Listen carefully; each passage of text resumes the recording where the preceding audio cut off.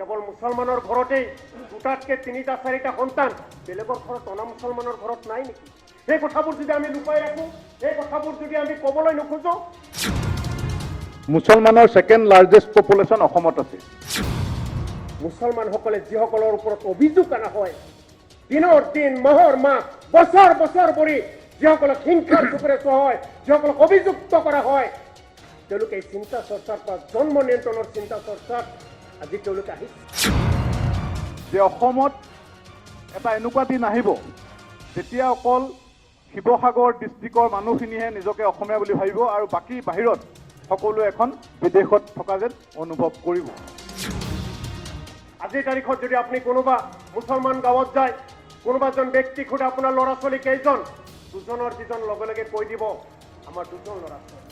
যদি কোনোবা 4-5জন ল'ৰা ছোৱালী যদি আপুনি সোধে, ক'বলৈ লাজ কৰিব মোৰ 5জন ছোৱালী। এই যে লাজ কৰে, এই লাজ কৰাৰ অৰ্থই হৈছে জন্ম নিয়ন্ত্ৰণৰ ক্ষেত্ৰত সকলোৱে গুৰুত্ব এজেণ্ডা আছে যে অসমখনক মুছলিম পপুলেশ্যন বেছি কৰি, মুছলিম জনসংখ্যা বেছি কৰি এটা সময়ত মুছলমান ৰাজ্য হিচাপে ইয়াক ডিক্লেয়াৰ কৰা হ'ব।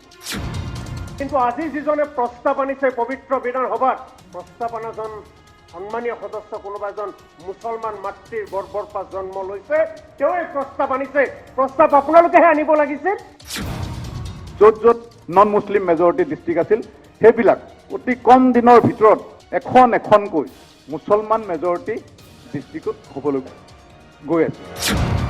মৃণাল শইকীয়া ডাঙৰীয়াই কৈছে যে জন্ম নিয়ন্ত্ৰণৰ হাৰ বেছি হৈ আছে, দুদিন পিছত দখল কৰিব। শক্তিশালী এখন চৰকাৰ দ্বিতীয়বাৰৰ বাবে অসমৰ ৰাইজে ৰায়দান দিছে। তাৰপিছত কোনোবাই আহি দখল কৰিব, মা কামাখ্যাৰ মন্দিৰ কোনোবাই দখল কৰিব, কোনোবা গাঁও আহি দখল কৰিব। এনেকুৱা কথা বাৰ্তাবোৰ ক'লে সেইটো আমাৰ সমস্যা সমাধান নহয়। সংখ্যালঘু মানে মুছলমান, এই বস্তুটো আচলতে আমাৰ সমাজৰ পৰা, আমাৰ ৰাজ্যৰ পৰা নোহোৱা কৰিব।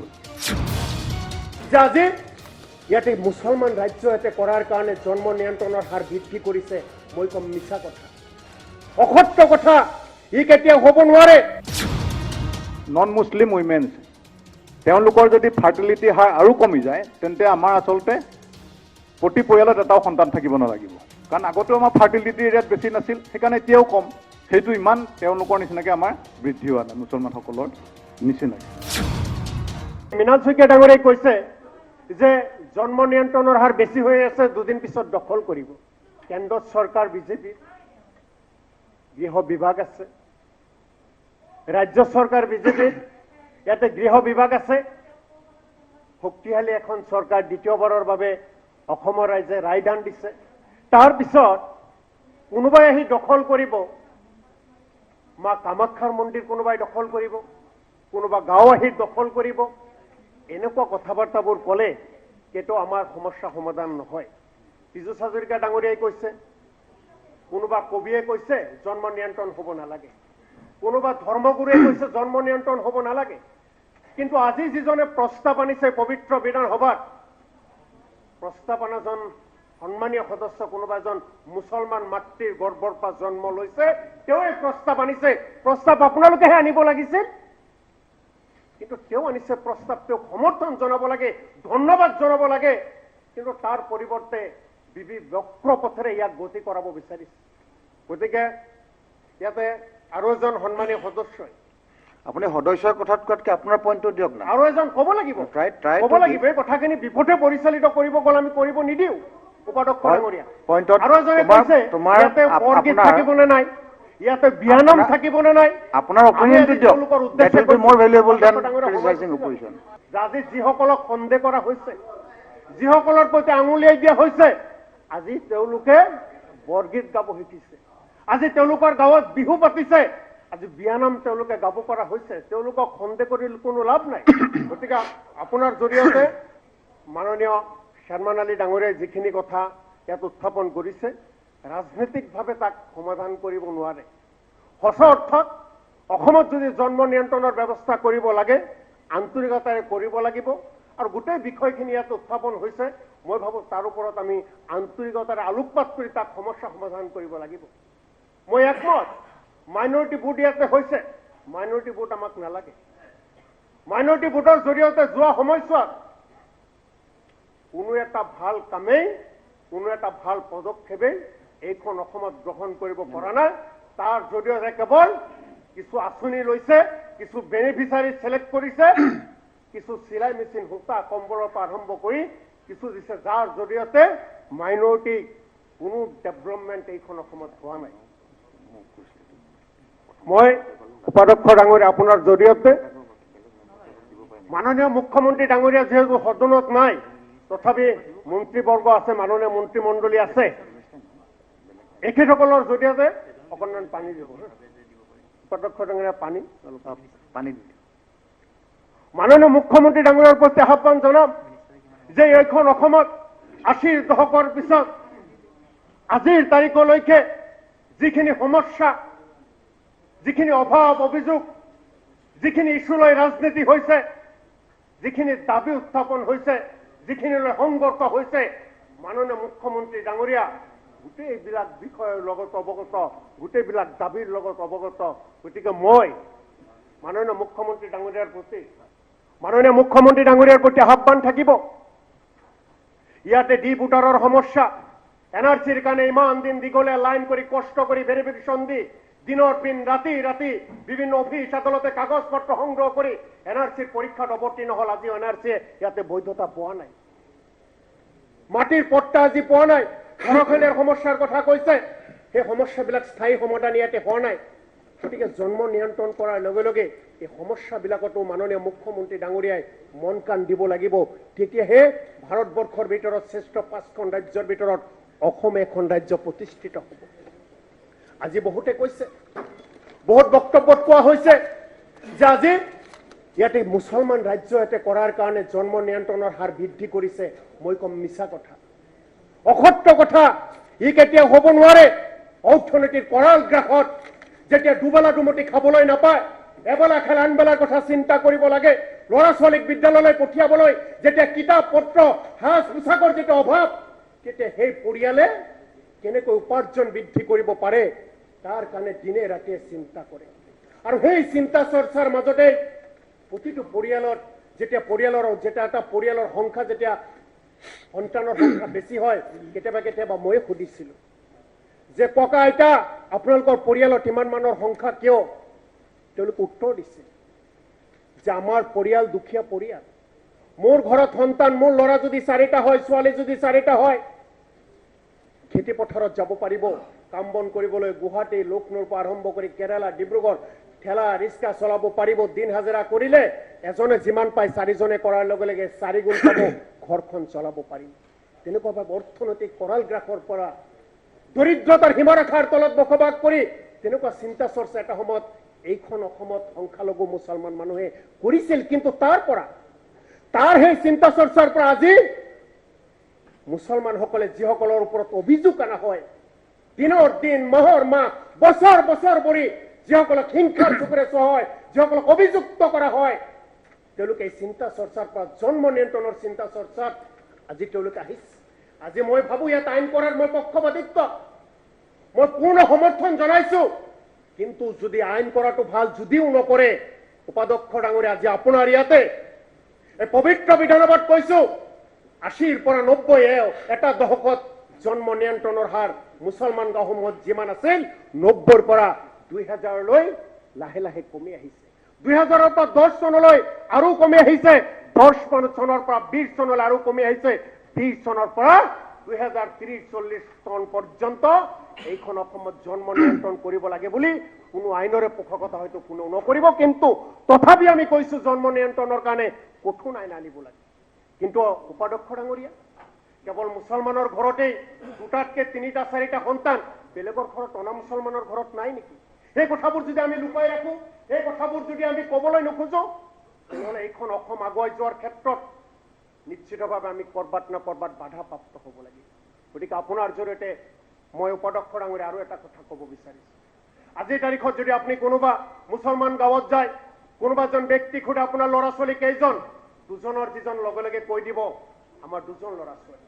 যদি কোনোবা 4-5জন ল'ৰা ছোৱালী যদি আপুনি সোধে, ক'বলৈ লাজ কৰিব মোৰ 5জন ছোৱালী। এই যে লাজ কৰে, এই লাজ কৰাৰ অৰ্থই হৈছে জন্ম নিয়ন্ত্ৰণৰ ক্ষেত্ৰত সকলোৱে গুৰুত্ব দিয়ে আৰু চৰকাৰে তাত সদিচ্ছাভাৱে আগুৱাই যাব লাগে ৰাজনীতিৰ ইয়াতে বোকাচুতীয়া খেল খেলিব নালাগে Thank you. এইখন পবিত্ৰ বিধানসভাত Thank you. সাহিত্যসভাৰ লগত জড়িত থকা মাননীয় এজন অধ্যক্ষ মাননীয় উপাধ্যক্ষ সদস্য- মহোদয় Try to conclude. আইনখন অকল মুছলমানৰ ক্ষেত্ৰত প্ৰযোজ্য নহ'ব নহয় আমি অকণ ক্লিয়াৰ আপোনালোকে কিয় দুখ পাতি লৈছে আমিতো সকলোৱে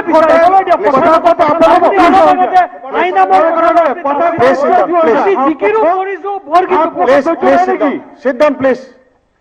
এখেতক মই আন্তৰিকভাৱে ধন্যবাদ Try জনাইছো। to conclude. এখেতৰ নিচিনা সদস্যই বিধানসভাৰ প্ৰতিজন সদস্যৰ মন যদি এনেকুৱা থাকে নিশ্চিতভাৱে অসম আগুৱাই যাব আমাৰ মন পবিত্ৰ চবৰে মন পবিত্ৰ চিন্তা কৰিব নালাগে পবিত্ৰ ঠাইত চবৰে মন পবিত্ৰ আছে please down please sit down আপোনাৰ জৰিয়তে পবিত্ৰ বিধানসভাত মাননীয় মুখ্যমন্ত্ৰী ডাঙৰীয়াৰ পৃষ্ঠপোষকত তেখেতৰ সবল নেতৃত্বত অসমত জনসংখ্যা নিয়ন্ত্ৰণৰ আইন পাছ হওক অসমত জনসংখ্যা নিয়ন্ত্ৰণ আইন পাছ হোৱাৰ লগে লগে যিখিনি মৌলিক সমস্যাখিনি আছে এইখিনিও সমাধান হওক তাৰ প্ৰতি আহ্বান জনাই এই পবিত্ৰ বিধানসভাৰ সকলোকে একেলগে জনসংখ্যা নিয়ন্ত্ৰণৰ আইনৰ পোষকতা কৰিব বুলি আশা ৰাখি মোৰ বক্তব্য মই সামৰিলো ধন্যবাদ মুছলমানৰ ছেকেণ্ড লাৰ্জেষ্ট পপুলেশ্যন অসমত আছে নেক্সট টু কাশ্মীৰ এটা বহুত চিন্তা কৰিবলগীয়া বিষয় আমাৰ মাননীয় সদস্য চেয়াৰমেন আলী ডাঙৰীয়াই ফাৰ্টিলিটি ৰেট এনেকুৱা কিছুমান দেখুৱাইছে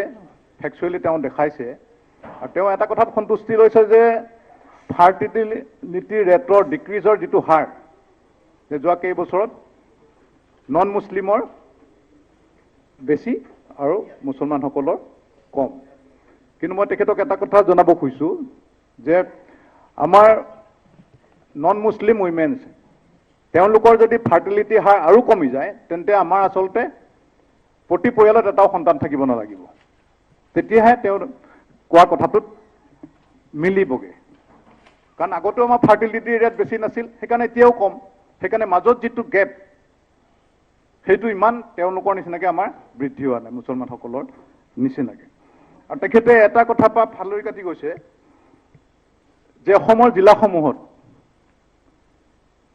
আমাৰ কিমান দ্ৰুতভাৱে আহি পেলাই য'ত য'ত নন হিন্দু মেজৰিটি আছিল নন মুছলিম মেজৰিটি ডিষ্ট্ৰিক্ট আছিল সেইবিলাক অতি কম দিনৰ ভিতৰত যোৱা 30-40 বছৰৰ ভিতৰত এখনকৈ মুছলমান মেজৰিটি ডিষ্ট্ৰিক্ট হ'বলৈ গৈ আছে ডিষ্ট্ৰিক্ট হৈ আছে আজি অসমৰ ধুবুৰী 79.67% মুছলমান পপুলেশ্যন গোৱালপাৰা 57.52% মুছলমান পপুলেশ্যন কৰিমগঞ্জ 56.36% মুছলমান population Barpeta 70.74%, Nagaon 55.36, Morigaon 52.56, Bongaigaon 50.22, Darrang 64.34, Hojai 53.65, south Salmara 95.2%, Hailakandi 60.3%. Out of 35 districts, এতিয়া 11খন ডিষ্ট্ৰিক্ট হৈছে মুছলিম মেজৰিটি ডিষ্ট্ৰিক্ট. এতিয়া কেৱল মই মানি নলওঁ যে কেৱল চৰ চাপৰিতহে এই মুছলমান জনসংখ্যাৰ বৃদ্ধি হয়. আজি নগাঁও, হোজাই এইবিলাকতো প্ৰবল জনসংখ্যা বৃদ্ধি হৈছে. সি মাইগ্ৰেশ্যন হৈছে নে চেয়াৰমেন আলী ডাঙৰীয়াই কোৱা নিচিনা যে শিক্ষা দীক্ষা কম সেইকাৰণে তেওঁলোকৰ পপুলেশ্যন বাষ্ট হৈছে বা বাল্য বিবাহ আছে সেইকাৰণে বাষ্ট হৈছে সেই বিষয়ে মই নাজানো. কিন্তু এই যে চেয়াৰমেন আলী ডাঙৰীয়াই কৈছে কোনোবাই আমাৰ মাননীয় মুখ্যমন্ত্ৰীয়ে কোনোবাই কৈছিল যে এদিন কামাখ্যাও দখল কৰিব, সেইটো কাৰণে এইকাৰণেই কোৱা হৈছে যে এই হাৰত যদি বৃদ্ধি হয় তেনেহ'লে তেনেকুৱা এটা পৰিৱেশ পোৱাৰ সুবিধা আছে. কাৰণ অলপ দিনৰ আগতে এটা কথা উত্থাপন কৰিছিল কোনোবাই যে আমাৰ শংকৰদেৱ কলাক্ষেত্ৰত লুঙি আৰু টুপি ৰাখিব লাগে, সেই কথাটো দাবী এটা উত্থাপন হৈছিল. সেইকাৰণে এইটো আচলতে ইমান এটা ভয়ংকৰ ৰূপ ধাৰণ কৰিছে যে আমি কেৱল আমাৰ চেয়াৰমেন আলী ডাঙৰীয়াই কোৱা নিচিনাকৈ কেৱল স্কুল পাতি তাত চাকৰি দি এই সমস্যাটো সমাধান কৰিব নোৱাৰি, ষ্ট্ৰিক্ট এটা পপুলেশ্যন ল' লাগিব. আৰু এইটো আচলতে 15-20 বছৰ আগতেই হ'ব লাগিছিল. এই চিন্তাটো এইখন বিধানসভাত 15-20 বছৰ আগতেই এই বিষয়টোৰ ওপৰত আলোচনা হ'ব লাগিছিল. আজি সংখ্যালঘু বুলি কয়, আজি ধুবুৰীত যদি কোনোবাই কয়, তাতে আমি যদি প্ৰশ্ন এটা কৰোঁ, ইয়াত সংখ্যালঘুৰ সংখ্যা কিমান শতাংশ ইয়াত সংখ্যালঘু লোক, চিধাই ক'ব যে 79.67, য'ত 79.67 পপুলেশ্যন আছে, এইটো কেনেকৈ সংখ্যালঘু হ'ব? সাউথ সৰ্বৰান 95.2, সংখ্যালঘু মানে মুছলমান। এই বস্তুটো আচলতে আমাৰ সমাজৰ পৰা, আমাৰ ৰাজ্যৰ পৰা নোহোৱা কৰিব লাগে। আৰু সংখ্যালঘুৰ যি উন্নয়নৰ আঁচনি, সেইখিনি আচলতে আমি উজনি অসমলৈ নিব লাগে।